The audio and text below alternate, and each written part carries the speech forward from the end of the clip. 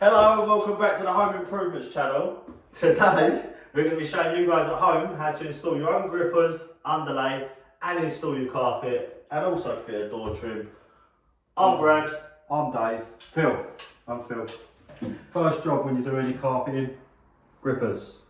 So, snips and a hammer, you're going to need these. These are tin snips. There are dedicated cutters for gripper, but these will do perfectly fine. These are a bit blunt, but they're going to get us through the video. Gripper is directional, yeah? So them arrows need to go to the wall, into the wall, because the end of this is chamfered. So that chamfer needs to be against the skirting or your wall or whatever you're sticking it against. And these nails are actually directed towards the wall.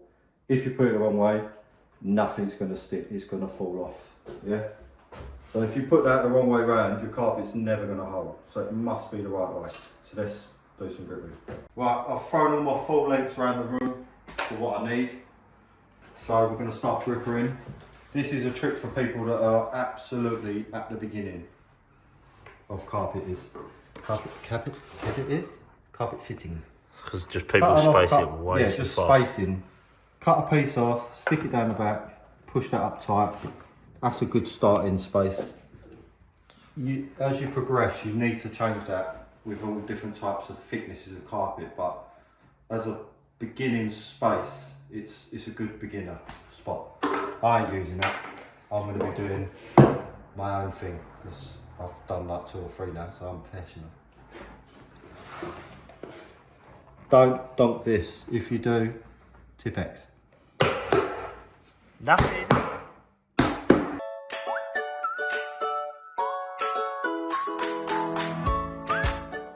Full length so I can get in, and now what I do, I come back around and I do my cuts. This is just how I do it. You can do however you feel comfortable. Makes it a lot easier to get the cuts in between. As you can see, it's not the cleanest cut, but they are very, very old.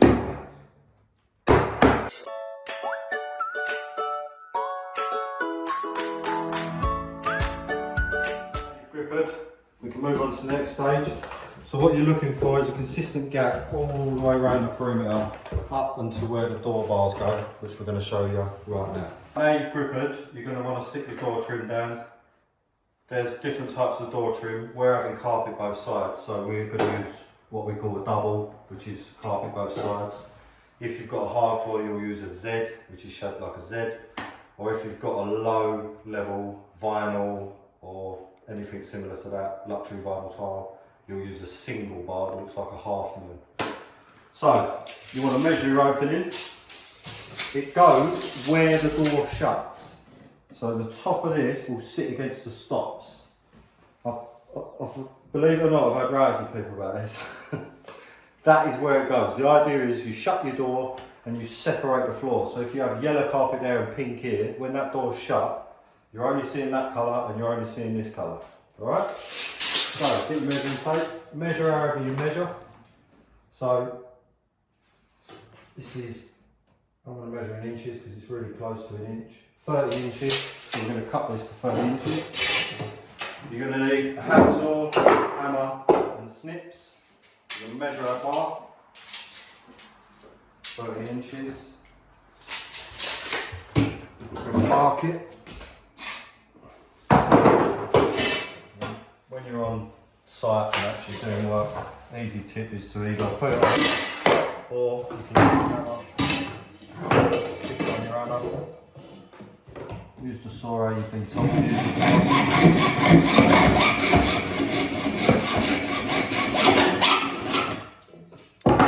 We'll just snap that off. And then we're going to relieve the 2 corners To hook round. the door stops. We'll get a close up in a sec. So, one like this, snip, and then this one we bend, and then on the opposite end we snip the end and we snip it in. Just snip that off. What that'll do is, Phil's measured it right. Scratching the paint, not that it's the best paint in the world. That's the reason why. That is it. The reason why it hooks round. We've got a timber floor here, so we're going to be using ring shanks. These are 20mm, 18mm, 15mm, anything below 22 we use. The reason being, in the UK, the standard thickness of the floor is around 22 mil. The plumber's left us this piece here, so cheers mate. So the standard thickness of a floorboard, usually in the UK, is 22 mil. So anything under that, you're not going to be hitting pipes and electrical cables, and so on and so forth. So let's get this pinned. We normally stick 4 or 5 where you can get a good fix in. I know there's holes all the way along it, and I have seen them where they are pinned everywhere. They don't do that till you can pin them everywhere. They do the holes everywhere, so you've got options. So if you land on a join, you can move to the next hole and pin it there and pin it there. 4 or 5 pins is plenty. Just use what I want. How much better?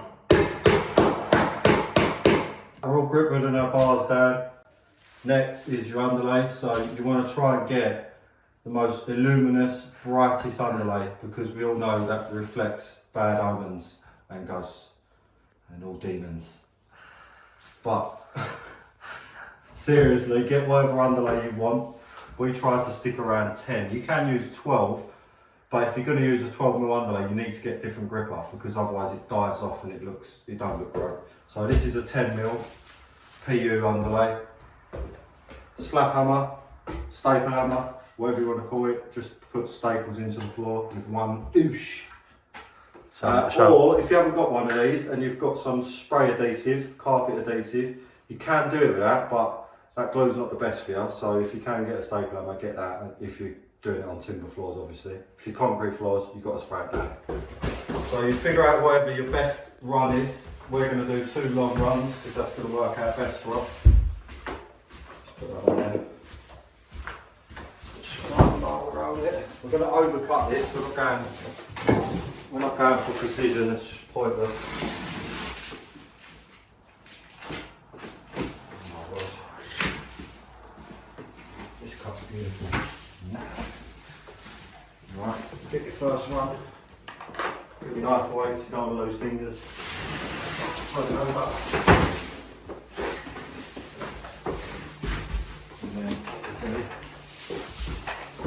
line it up. Kick it up to your grip round, and you take your staple hammer, slap hammer, whatever you want to call it.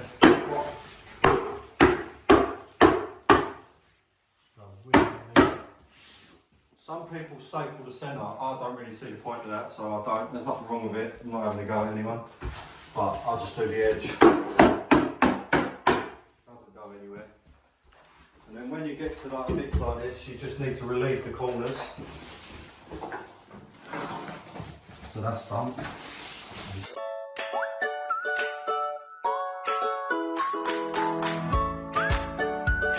Right, we've got the main of it down. This is how I do it. You can either do a run, cut it all in, do a run, cut it all in, or you can just slap it all down like I do and then cut around the whole lot in one foul swoop. Any advice? Fuel. So you want a sharp, sharply sharp, straight knife. Push it into that corner. Push as hard as you can into the gripper. It doesn't matter. Keep your hands away from it. And that's it.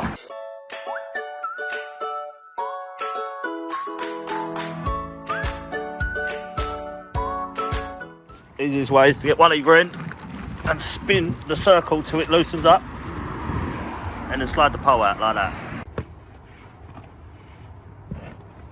Always fold the carpet in half because it's never going to go up the stairs otherwise, and this is why the carpet needs stretching. Right, standard carpet in the UK anyway comes 4 metre, 5 metre. Some specialist carpets come in different sizes, but we're talking about run-of-the-mill 4s and 5s. This is a 4. Sometimes what you want to be doing is talking about direction of pile. So on the 4 metre, as you unroll it, the pile will run that way. And when you do a set of stairs, the pile needs to run down the stairs. I believe the idea is as you come up, you're constantly kicking the pile up. But anyways, forget about the stairs. So if you want to line this up all the way through so the colour looks the same, now's the time. Our stairs run this way, so we're going to get our pile to run flat down that way. So let's get it unrolled.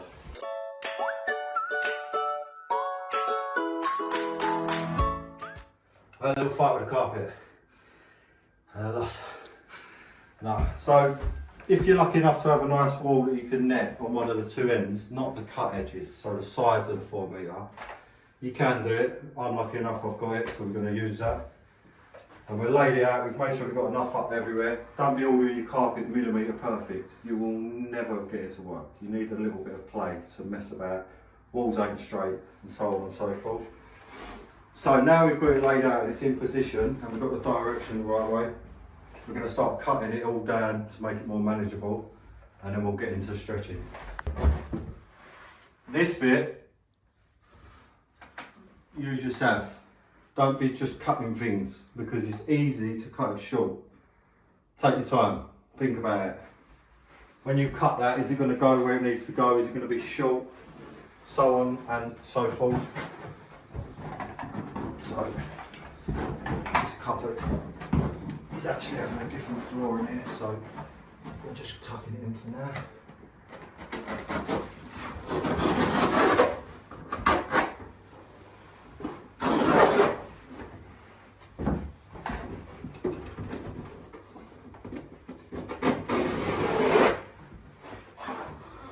When you see floor fitters doing this, you'll think, oh, that looks easy, but it is very, very easy to make a mistake. So, I mean it when I say be careful. You'll be down the shop buying another piece of carpet. Or how to do a join in a carpet. Yeah.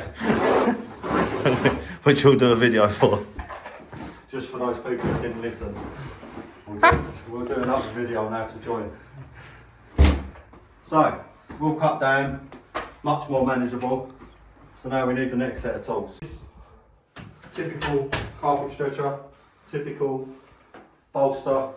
You can use an eyewitness. A lot of fitters are going to point that out. But if you're careful, you can use this. It's perfectly fine. So a very, very basic stretching pattern for something like this is which we would just call a box room. It's just a simple box, even though it's got that corner.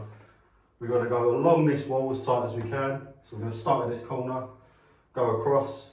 Once that's stretched in and scrubbed and tucked, which we'll do on video, we want to then turn and go down that direction on one wall. And once that's done, we're then going to start locking across like this. And then once this is all in, we're going to do the final stretch, which will be down like that. Quick little corner, one of my basic ones. You want a little triangle, and you'll tuck your thumbs into the corner, take your knife, put it in the very corner of that, and you want to cut away and away, so you end up with a nice V for vendetta, and that will tuck in there nicely.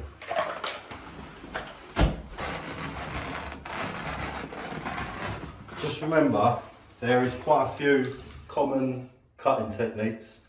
I like this one because it doesn't touch the walls, it doesn't touch the brand new 5 gram wardrobes and so on and so forth. But another popular one is a hook blade.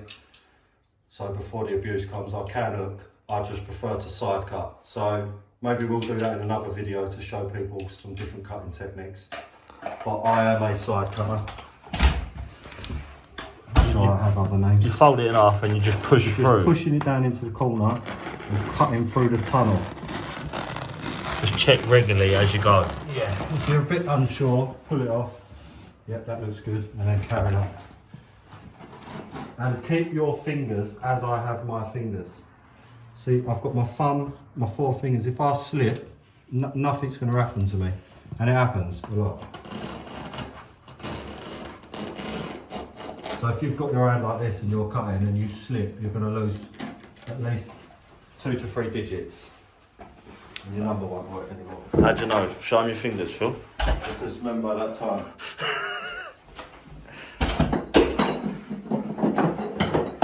Right. Another thing to note. I've stretched down here and now I'm locking this wall on. I'm not stretching it as such. I'm just giving it tiny kicks to hook onto the gripper.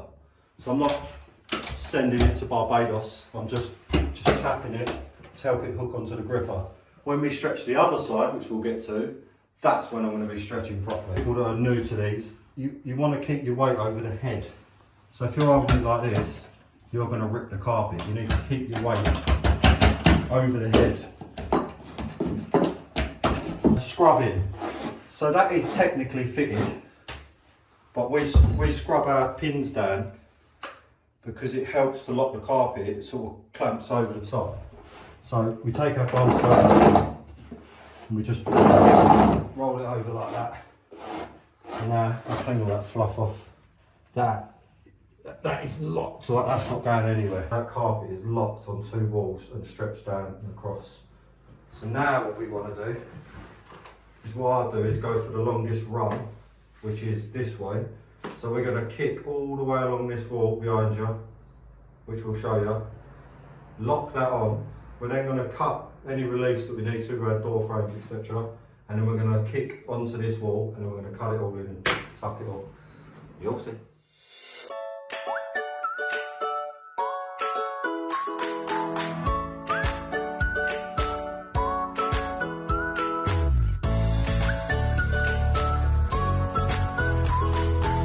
Couple of ways of cutting bars in. We actually do it completely different ways. So I'll show you half mine and I'll show you half these.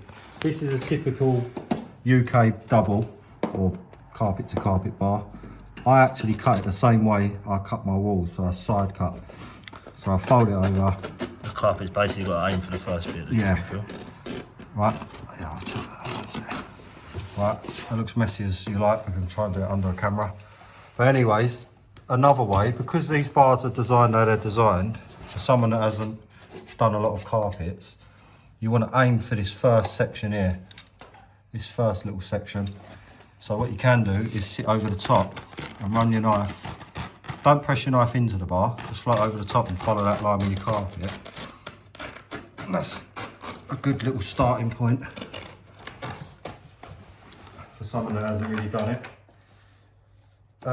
Brand new bar, the carpet's got good backing, so you can pretty much fold this over like this, feed it in just to the end like this. You'll have to get a knife on that because it's super tight down here. And then what I'll do, just to make sure all the pile's in, I'll run the back of my knife. Be careful doing this. And I'm not putting any pressure on that. That is literally to get the pile inside the bar. All right. And then we're just gonna roll our hands to push the carpet in. And we get a stretcher and we stretch it like it's a normal wall. And you'll see it moving. And then one last thing, we're gonna scrub it. So tuck that under the corner. And that's a video to help you guys at home install your own carpet. Easy peasy lemon squeezy. And literally that's what we're here for, to help you guys do it yourself. So if you're enjoying our videos, hit the like button, hit the subscribe button and hit the bell notification to get regular videos from us. Till the next time.